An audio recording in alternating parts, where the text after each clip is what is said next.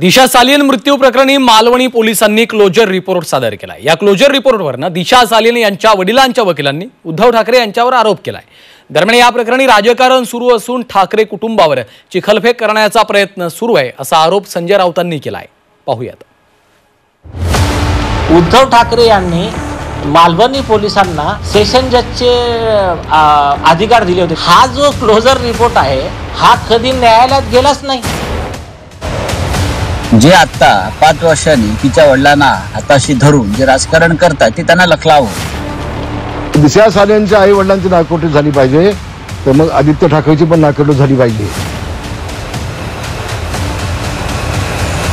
दिशा सालियन मृत्यू प्रकरणावरून चांगलाच वाद पेटलाय।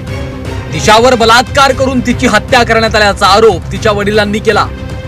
मात्र मालवणी पोलिसांच्या क्लोजर रिपोर्टमध्ये दिशानं आत्महत्या केल्याचं उघड झालंय, तर कौटुंबिक आणि आर्थिक कारणांमुळे तिने आत्महत्या केल्याचं देखील रिपोर्टमध्ये नमूद केलंय। दरम्यान मालवणी पोलिसांच्या या रिपोर्टवरनं दिशा सालियनच्या वडिलांचे वकील निलेश ओझा यांनी उद्धव ठाकरेंवरच आरोप केलाय।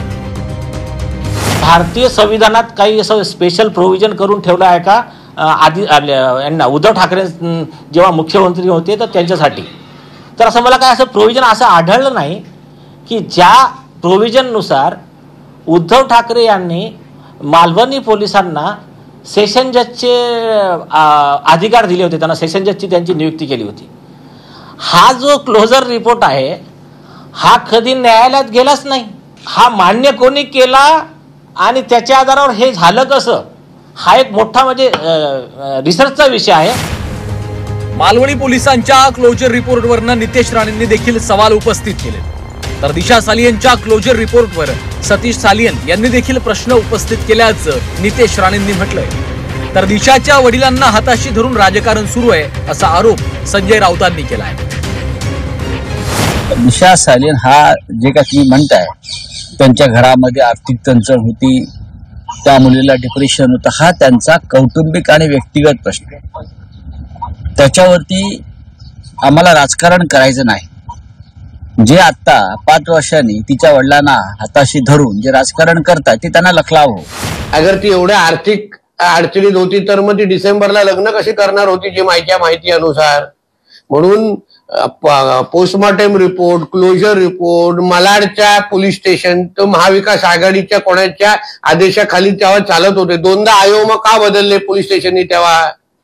आणि म्हणून मला असं वाटतंय की तेव्हाच्या एकंदरीत चौकशी संदर्भात दिशा सालियनच्या वडिलांनीच प्रश्नचिन्ह निर्माण केलेलं आहे।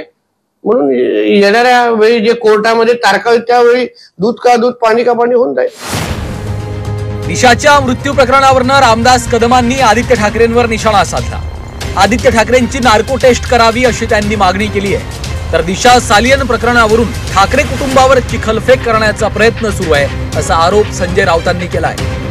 दिशा सालियनच्या आई वडिलांची नाकोटी झाली पाहिजे, तर मग आदित्य ठाकरेची पण नाकोटी झाली पाहिजे।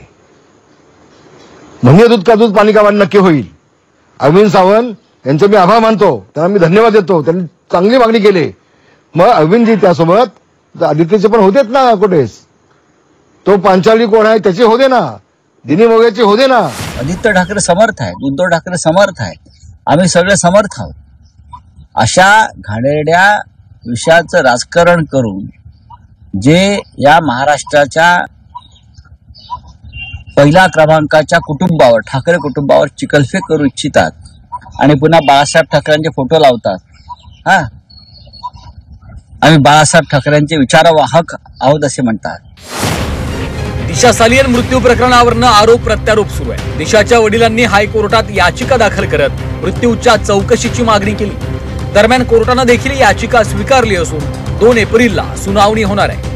त्यामुळे या प्रकरणी आता कोर्ट कोणता निर्णय देणार याकडे सर्वांचं लक्ष लागलंय। ब्युरो रिपोर्ट, झी 24 तास।